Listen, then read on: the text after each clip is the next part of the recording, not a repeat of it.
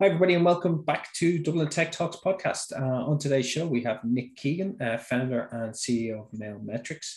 Mailmetrics has developed a technology solution to help companies outsource and digitally transform their regulatory and customer communications.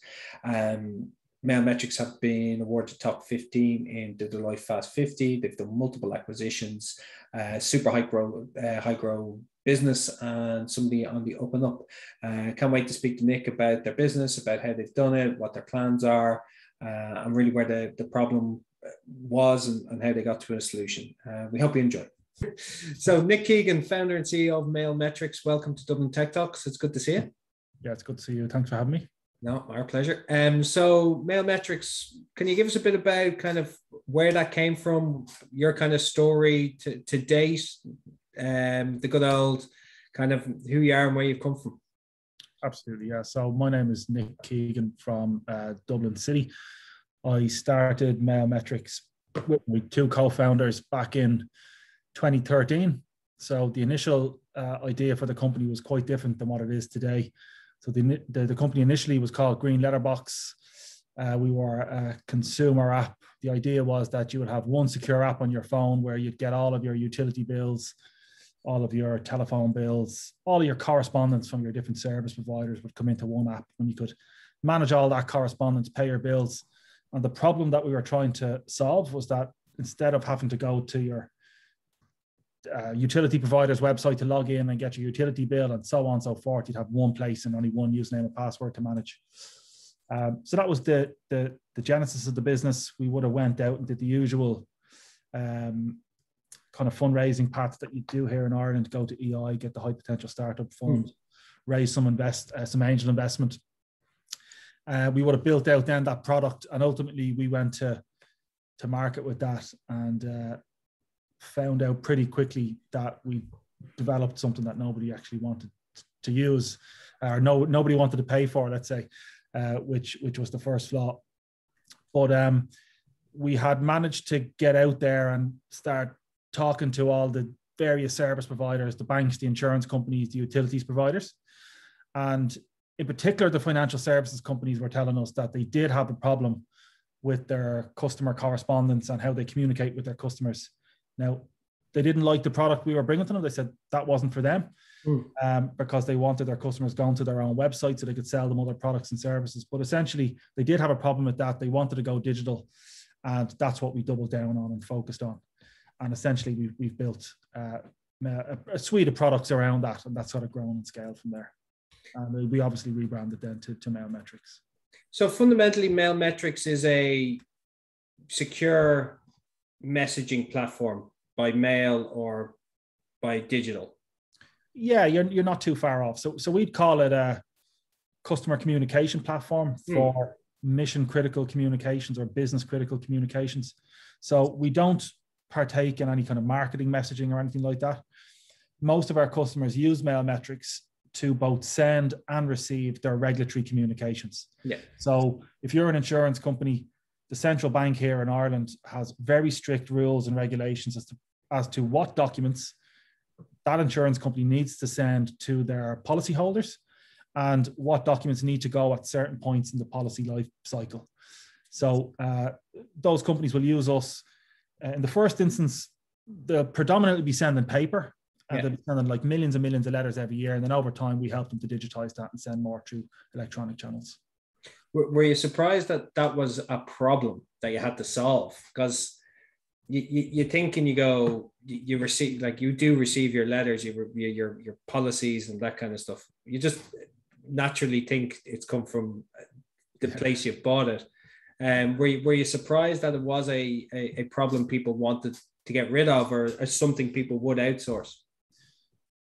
Not really, because my background, like a job I had previous to founding the business, I worked in a printing company, and they printed and mailed letters. And so I was exposed to that, and that's where myself and my co-founders met, and that's where we came up with the idea, like, this is a bit mad. We should be sending these electronically. You know, why aren't we sending these electronically? But actually what we found was the likes of utility providers, telcos, they'd all made the digital switch a long time ago. banks for the likes of bank statements, that had all gone digital a long time ago. But if you think in your day-to-day, kind of in your daily life, what kind of mail do you get through the door? It's primarily from financial services. It's kind of pensions correspondence. It's all of the other documents that aren't the high volume, easy documents to digitize.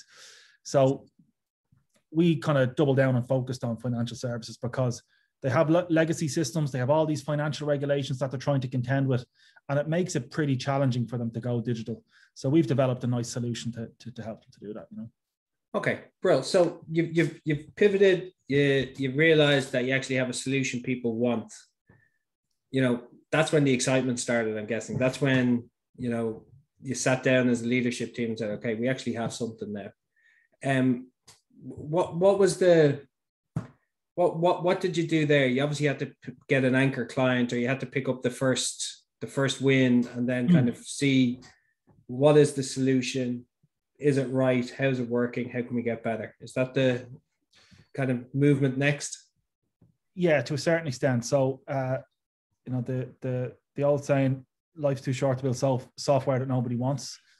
We got burnt the first time. That wasn't a nice experience. And so we swore we would never write another line of code unless we had somebody who was paying us to do it, or a paying customer waiting at the end of it.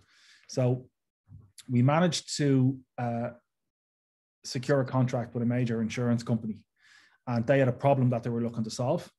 And we had absolutely no customers at the time, and a lot of money in the bank and a lot of time on our hands. So we essentially built a product for that company. And it was a big success. They got a lot of value out of it. And so obviously we started thinking, do other companies in the same industry have the same problem? And as we started bringing this product to other companies in the financial services industry, we found that yes, they do. Actually, this is a widespread problem. And it just kind of snowballed from there. We got our next customer and our next and our next. And then it's quite a small industry. People move around.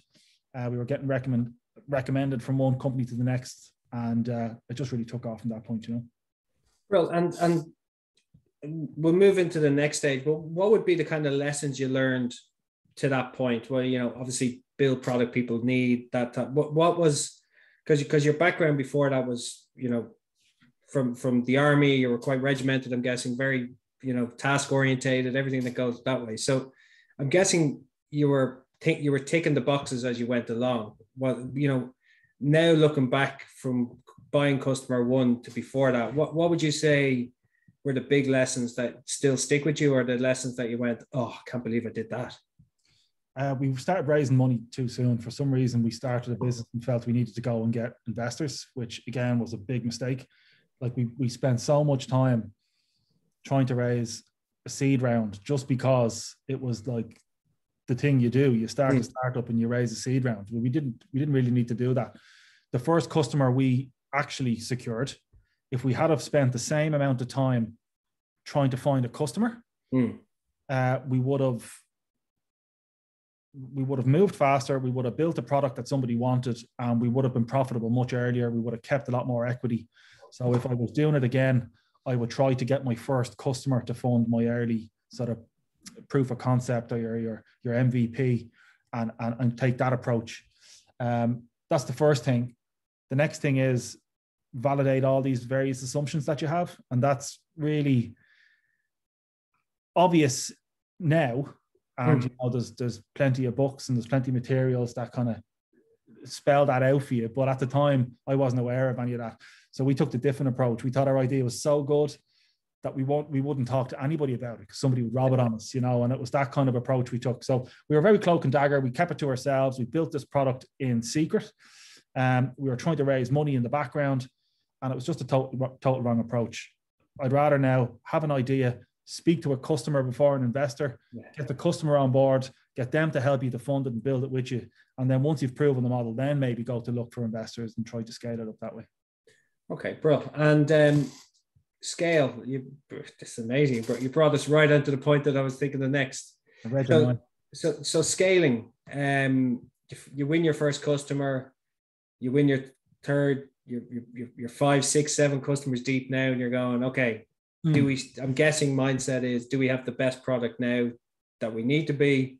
And if we don't, what do we do next? And how do we go from, I know for myself, in my own business, how do you go from 10 customers to, you don't think 12, you're thinking 20, 30 customers. How am I getting there?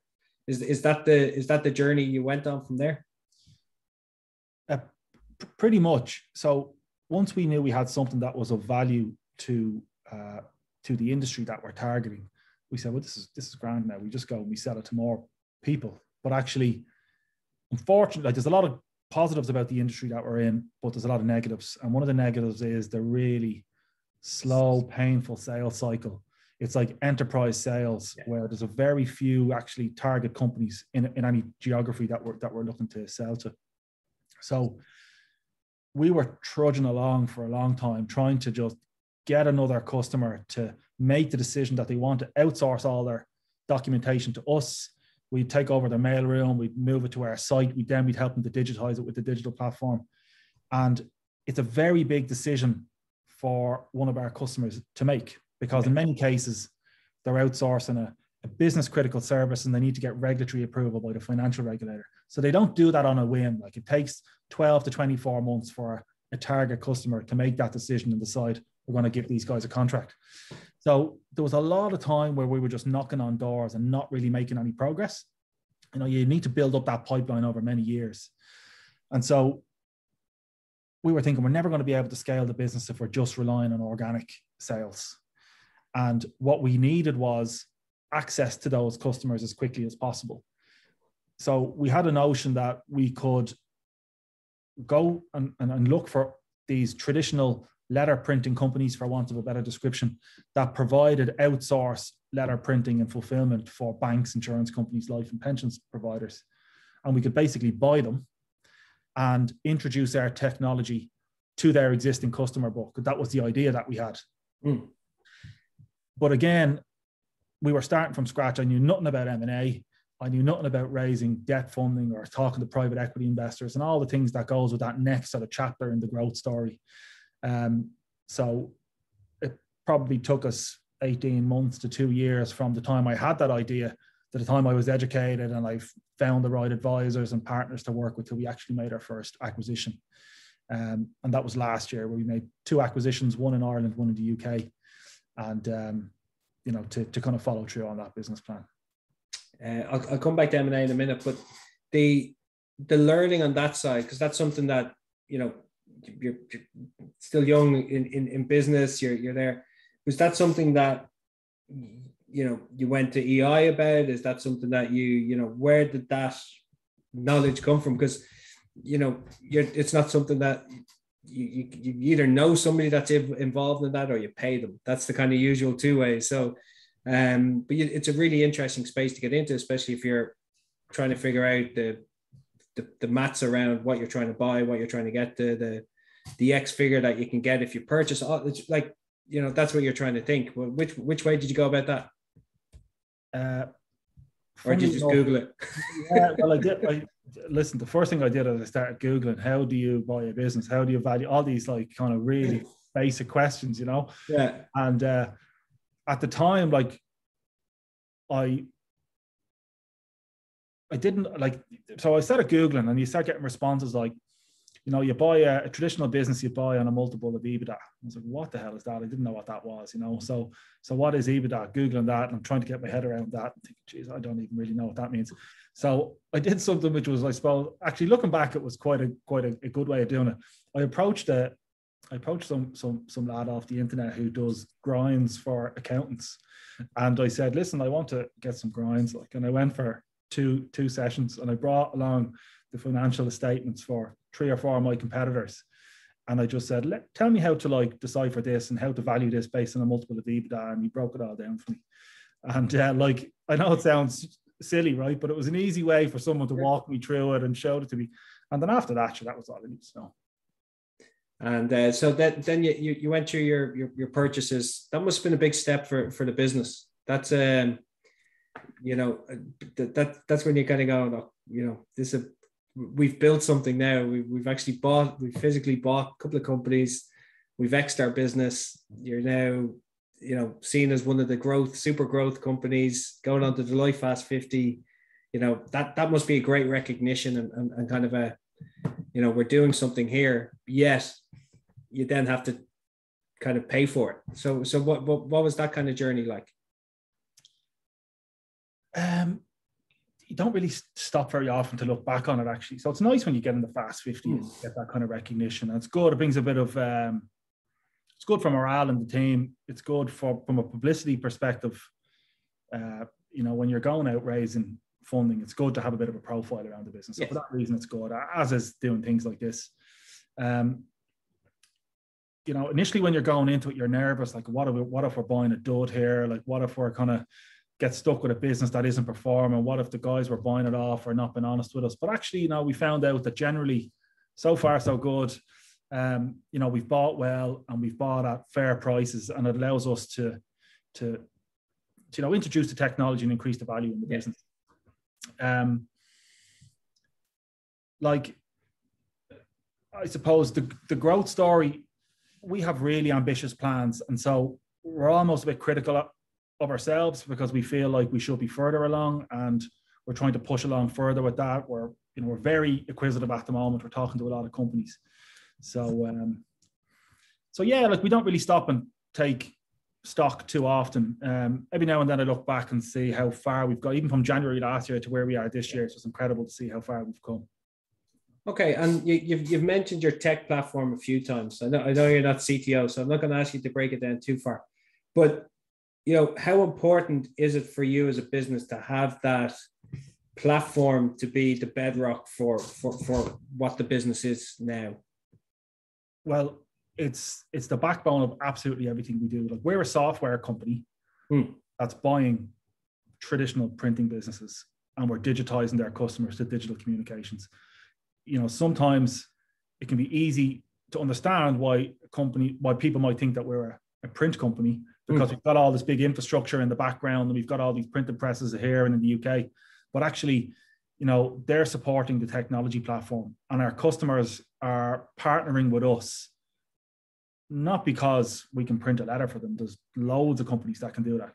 They're partnering with us because we know how to do that, and then proactively move them along a digital journey to help them to get to 70% digital over like a 12-month period, So the tech platform, we've been developing that in one way, shape or form since 2013 when we pivoted from the initial idea. And we know we're developing something really unique, something really innovative. And we wouldn't be here where we are today if we didn't have the technology. We wouldn't be winning the kind of business we have today if we didn't have the technology. That's the value add, really. Yeah. And how have you done that team-wise? It's distributed teams, I'm guessing. It's not all sitting in Dublin? No, actually, for a long time, I was the only one sitting in Dublin. The two lads, my co-founders, Marcin and Pavel, two brothers from Poland, they're the brains behind the operation. So they're the IT guys. Marcin's our CTO, and Pavel is our chief product officer. So he manages the development of the product. So when we started the business, they were both living in Dublin. Yeah. And, the cost of hiring developers here in Dublin is very, very expensive. So they went back to Warsaw, set up a little office in Warsaw, and they just hired some friends they knew from their college days or whatever.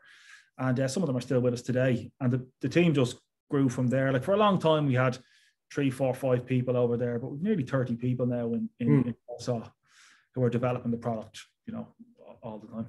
Yeah, no, it looks really well. The dashboarding on it looks really well. And, from an outside looking in, it seems, visually nice and functional. So you could see why, if somebody's looking to go on a journey or, instantaneous visualization of kind of print numbers, all that kind of stuff, it's an easy win for them.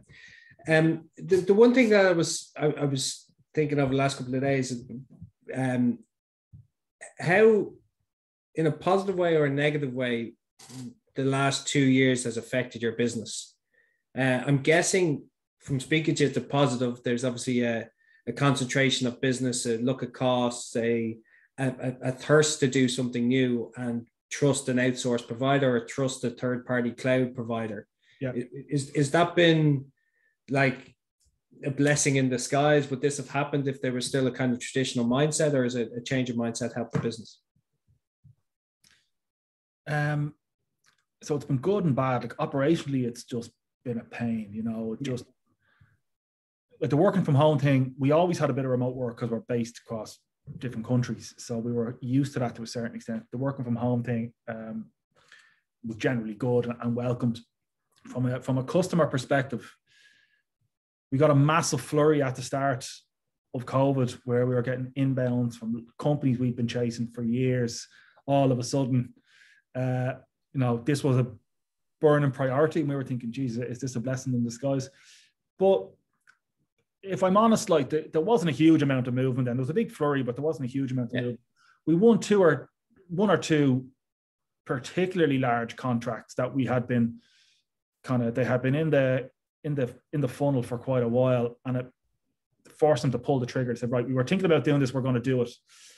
What it showed us is that we can deliver the most complex of onboarding projects. Like we're coming to an end of a project now that's probably 12 or even 18 months long, onboarding a massive customer.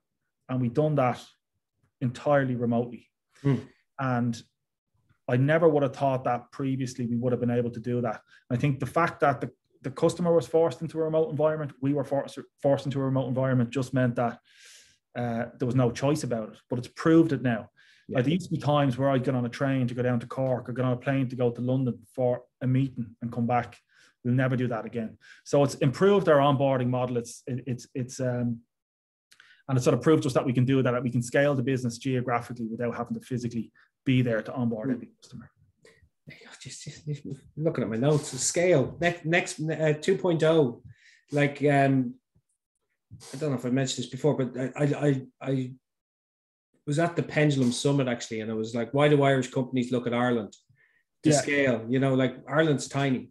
Yeah. So, you know, the opportunity is outside of Ireland. Be Irish and stay do that, but you know, your opportunity is outside Ireland. Is that the opportunity for the business? Mailmetrics is it has to to get supernatural growth or whatever. It has to look outside Ireland, I'm guessing, because there's only a certain amount of customers here. Is that where you're focused on next? UK, Europe, America, the world? Pretty much. Like for a long time, you asked me earlier on about the mistakes we made. One of the biggest mistakes we made, and one of our weaknesses were we were very focused on Ireland, and that's up until like recently in the last couple of years. It's very easy to just focus on Ireland, you know. So one of the acquisitions we made last year was a company that had operations in Bangor and Edinburgh, and so that was our first real move into the UK because we acquired a book of customers.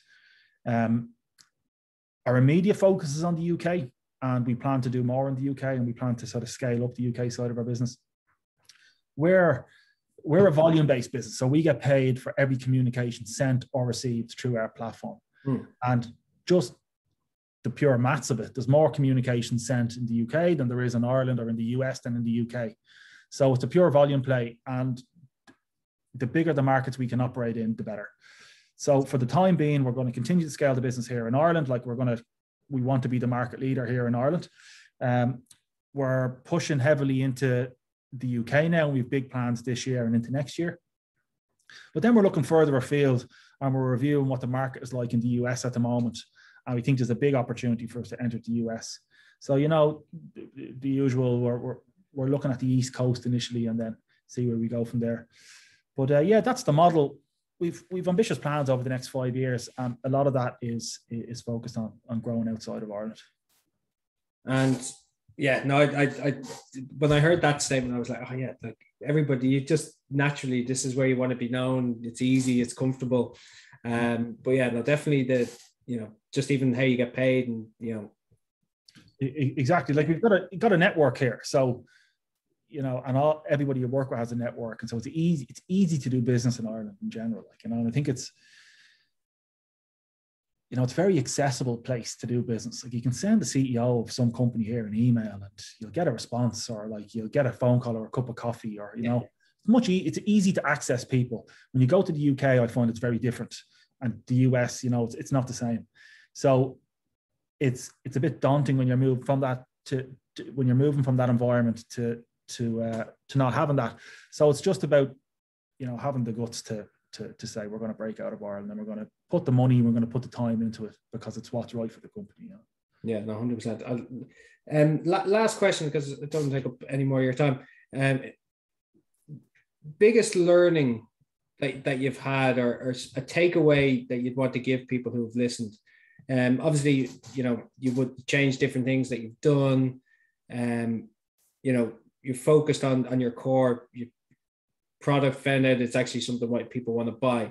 What is that next? You know, people ask you, you know, you're a young enough CEO, you're doing well in the business. You know, what would you want somebody to take away after hearing, you know, what is that last bit of nugget that you'd want to give somebody who's probably sitting in their desk going, can I do something like this? Is there, you know, was there a fear factor? Is it just get up and do it? I think sort of, it's easy to think that everybody else knows what they're doing and you don't, you know, and I think that that's not true. Like, nobody knows what they're doing when they start. And if you think about it too much, you'll find a million reasons not to do it. Now, that doesn't mean that you just plow on without thinking. You obviously need to think and plan and, you know, assess what you're going to do, of course, but just go for it, because, you know, I was starting this process, couldn't read a set of financial statements properly, but you learn it. Like, it's not rocket science, you know, you'll pick it up. If someone else can do it, you can do it. And I suppose, you know, just because you're young, just because you're inexperienced or whatever, it shouldn't stop you from just taking the leap, you know. Okay, brilliant. Nick, thanks a million for your time. My pleasure. It's a super story, and I can't wait to kind of see it grow. It's a really interesting business. It's, again, the joys of this world. You never even thought that it was a business market, even like in you know, never even thought in my world. But there's so many of those businesses around that, you know, doing so well, and the growth story is brilliant. So it's great to see. So congratulations on that. Well, that's it. So next time you get a communication from one of your financial services providers, we'll have to open it first rather than go, that's a picture. I think you mean next time. Yeah, well, look, just to say thanks a million for inviting us on. Really appreciate it, and I enjoyed chatting to you. Yeah, thanks a million. Talk to you soon. So that was Nick Keegan, CEO and co-founder of Mail Metrics. It's a really interesting business, and as I said there, it's something that a whole industry that, you know, didn't even know existed. Secure communications, taking our problem away from a core provider, doing it better, quicker, more cost effective. It's you know, you look at it and you go, you know, that's what people look for in a business opportunity. So again, massive congratulations to the team, and hope it does well for themselves. For anything else, please subscribe. We'll be trying to get back in person over the year, but we'll try and release a few more of these, and we'll talk to you soon.